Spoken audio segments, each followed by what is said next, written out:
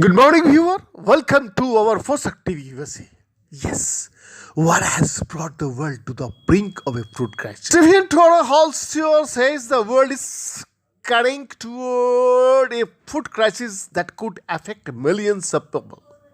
Record high natural gas prices supports the company Iran's fertilizer producer Yara International to curtail its production of ammonia and urea in Europe to 45% of capacity. With the lease of those two essential agricultural ingredients, he expects knock-on effects for global food supplies.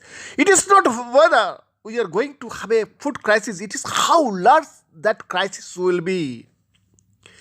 2 weeks after Russia invaded Ukraine, the prices of key agriculture products produced in the region have skyrocketed. The biggest problem is wheat, a pantestable supplies from Russia and Ukraine, which together account for almost 30% of global wheat trade, are now at risk. Global wheat prices hit in all-time high earlier this week. Another major problem is access to fertilizer, essential for farmers to hit their production targets for crops. It's never been more expensive as exports from Russia grind to a halt. Output in Europe has also plunged thanks to the surging price of natural gas, a key ingredient in nitrogen-based fertilizer like urea. The situation is ringing alarm bells for global health experts. The cost of corn, soybeans, and vegetables oils has been jumping. Two agriculture ministers from G7 countries said Friday they remain determined to do what is necessary to prevent and respond to a food crisis. But fearing shortages, countries are already turning inward, which could ultimately leave less food from those in need. Egypt just banned the export of wheat, flour, lentils, and beans amid growing concerns over food reserves in the Arab world's most populous states. Indonesia has also tightened export restriction on palm oil, which is a component in cooking oil as well as in cosmetics and some packaged goods like chocolates. It is the world's top producer of the product. The G7 ministers called on countries to keep their food and agriculture markets open and to guard against any unjustified restrictive measures on their exports.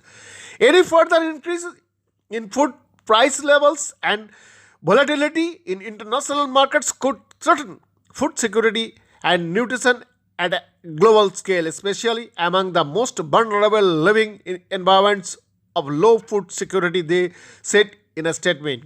Western countries with more access to agriculture will be hurt too. Consumers there have already been stung by higher prices and the situation is poised to deteriorate further. Even before Russia launched a war in Ukraine, the global food system was strained.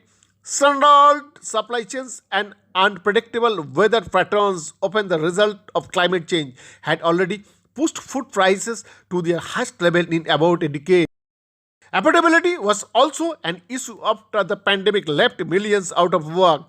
The number of people on the edge of famine has jumped to 44 million from 27 million in 2019, the UN's World Food Program said this month. The conflict between Russia and Ukraine, which both play crucial roles in the carefully calibrated system of global food production, stands to make the situation worse.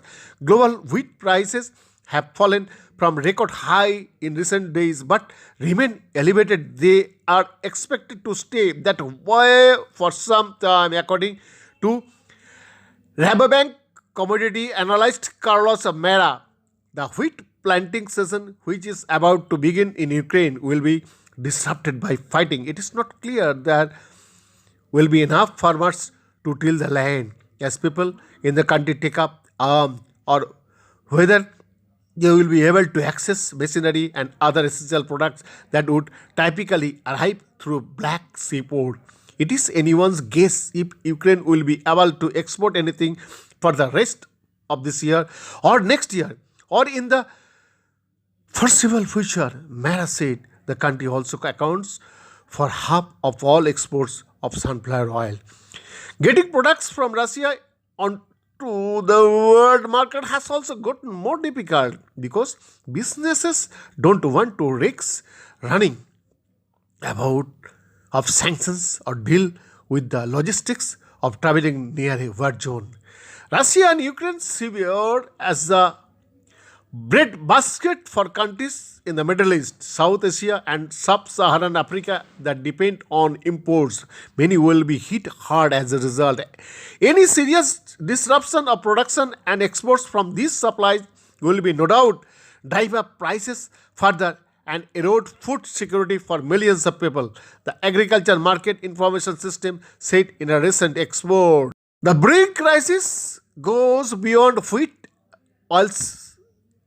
Russia, along with its ally Belarus, is also a major exporter of the fertilizer needed to plant a wide range of crops. But right now, everyone is sunning their stock. Nobody wants to touch a Russian product right now, said Deepika, a fertilizer expert in independent commodity intelligence services. If you look at all the traders, all the buyers, they are very scared. The price of natural gas is exacerbating the issue. Fertilizer producer outside of Russia and Belarus need gas to make nitrogen-based products like urea, which is used when sowing crops to boost yield and even promotes their deep green colors. Beyond the report for TV USA.